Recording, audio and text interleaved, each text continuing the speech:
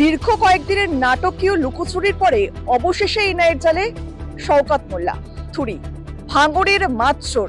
তবে এই গ্রেপ্তারির পরেই উঠে এলো চাঞ্চল্যকর সব তথ্য, যা শুনলে আপনারাও কার্যত অবাক হবেন।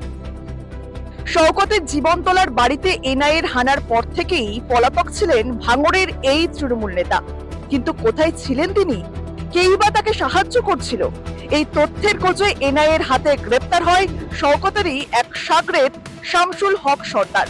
শামসুলকে জেরা করেই এনআইএর কাছে উঠে এলো এক চাঞ্চল্যকর তথ্য। সূত্রের খবর, গত দুদিন ধরে এই শামসুলের বাইকে করেই ঘুরে বেড়াচ্ছিল ভাঙড়ের শওকত। শওকতকে বর্ডার পার করিয়ে বাংলাদেশে পালিয়ে যাওয়ার সুযোগ করে দেওয়াই ছিল শামসুলের দায়িত্ব।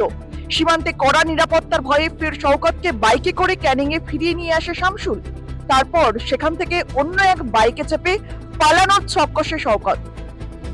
মোল্লারদর মসজিদ, অবশেষে এনআইএ জালে শওকত মোল্লা। কিন্তু প্রশ্ন একটাই, দ্বিতীয়বার বাইকে করে পালাতে কে সাহায্য করেছিল শওকত মোল্লাকে? এই নিয়ে উঠছে প্রশ্ন। আপনারাও জানান কমেন্ট বক্সে এবং দেখতে থাকুন রাষ্ট্রিক্স।